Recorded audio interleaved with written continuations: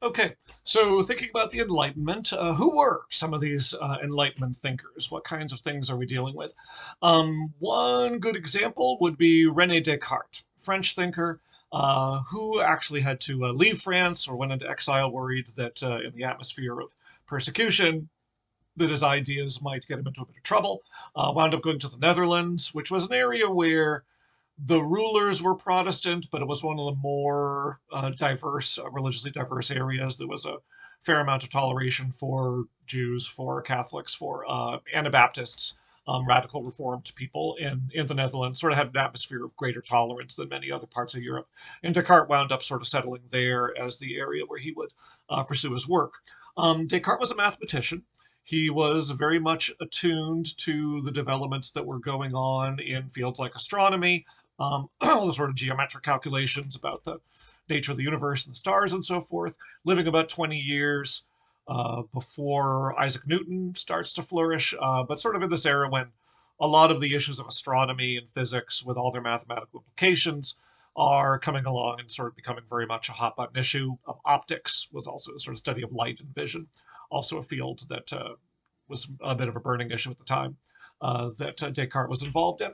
So, but he also turned his thoughts to philosophy, and in some ways, Descartes around 1640 can be considered sort of the beginning of the Enlightenment. His work on sort of first principles, Principia, winds up becoming a kind of shocking book in some ways that really inspires a lot of later Enlightenment thinkers. You're probably familiar with the phrase, I think, therefore I am. If you haven't heard where it came from before, that's Descartes.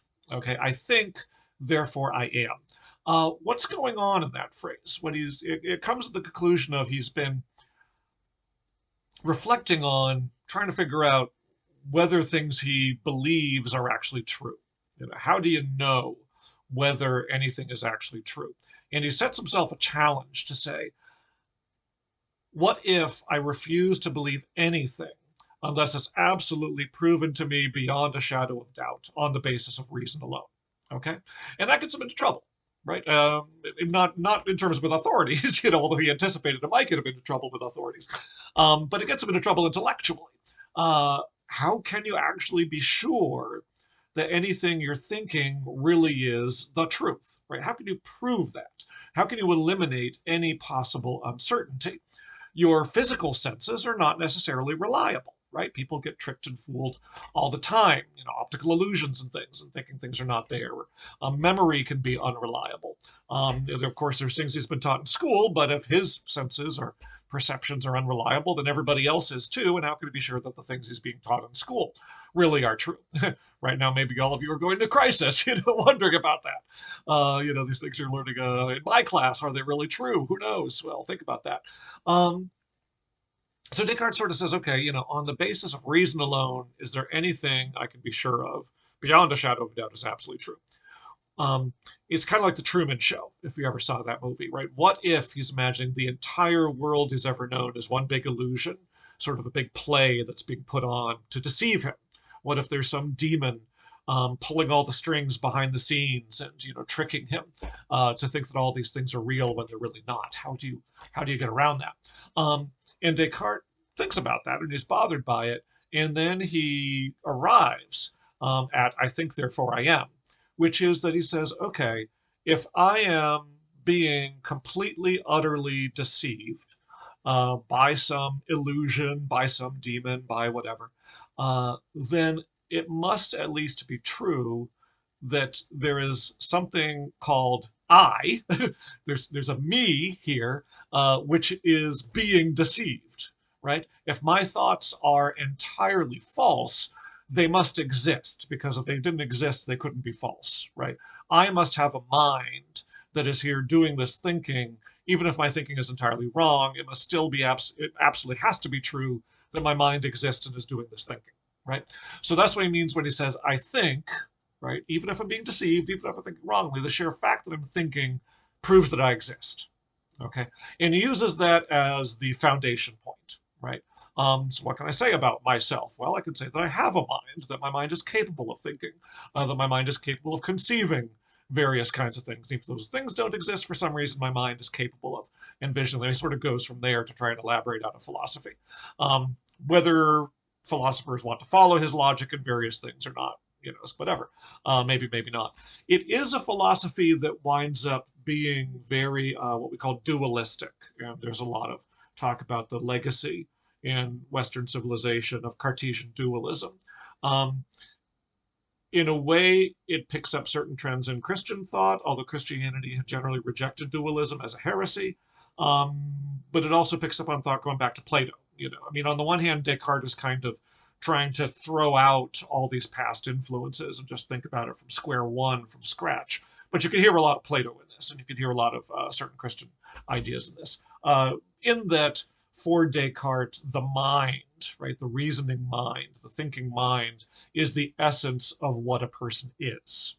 Right, that's implied, and I think therefore I am. The body's unreliable. The body may not even exist. The body might be an illusion.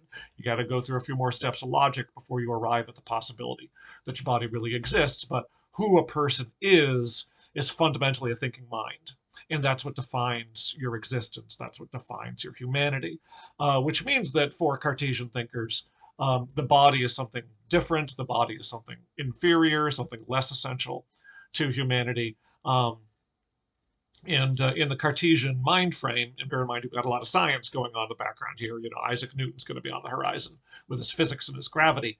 The body becomes a machine, right? There's been a lot of clocks and things getting made at the time, sort of developing technology in that aspect, with sort of new types of machinery are starting to emerge. We're not at industrialization yet. This is the 1640s, not the 1750s. But sort of people are starting to get fascinated by machines. And for Descartes, okay, the mind is the thing, the mind is the person, but the body is a machine. That's sort of the body that the mind drives around in, like a person driving a car. It's just a sort of separate, dispensable thing. And a lot of people think there's quite a significant implication for Western civilization based on that assumption on Descartes' influence. So that's Descartes as an example. There are lots and lots of other Enlightenment thinkers. I can't do an entire history of philosophy here to give you an idea. But that's an important starting point. You've actually already encountered some other Enlightenment thinkers when you get to Thomas Hobbes, right? His way of trying to build a political philosophy supporting absolutism. Notice he starts with nature, right? If you go back to those readings we had in the first half of the term, the human being in the state of nature, right? Without culture, without tradition, without society, without institutions. That's a very Enlightenment kind of a thing to do. Hobbes is writing about 10 years after Descartes. Things are getting, he's 1651, Descartes was publishing 1640. Descartes probably still alive. I forget when Descartes dies. I think he dies sometime in the 1650s or 60s. But, Hobbes is sort of picking up on that Cartesian way of approaching things. His work, Leviathan, when he gets into the politics and the human being in the state of nature, that's actually after he's already devoted chapters, kind of Cartesian style, to defining what is a human being in these types of issues. So that sort of reason reflecting on nature, Hobbes is doing that. John Locke, the English tradition, is also going to pick up on that. John Locke develops the idea of the mind as a blank slate, which also has some precedent in older thinking, but to moving in that kind of direction. With Locke in the blank slate, and we've seen earlier, again, like with political philosophy, how Locke picks up on Hobbes. These Enlightenment thinkers are borrowing off of each other. You do get already these differing strands of the Enlightenment.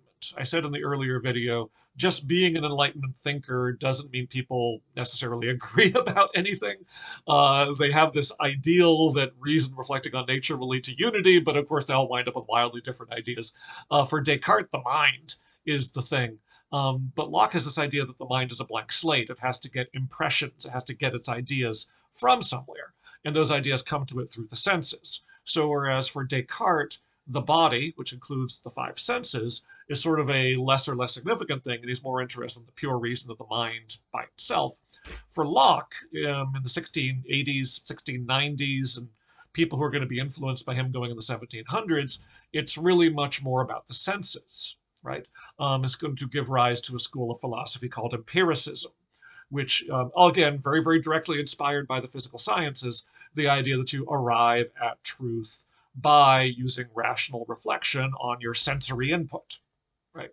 Which comes in through the body. So the body takes on a bit more of a significant role for the empiricists than they do for the Cartesians, right? So even the Enlightenment, these very, very different types of philosophies. The British Isles are particularly the Scottish and English, the Welsh thinkers there are particularly associated with a sort of empiricist approach to thinking, whereas the French, the Germans are more interested in the sort of Cartesian, we'll call the idealist idea, where ideas come straight from the mind and truth is to be found there rather than through sensory input.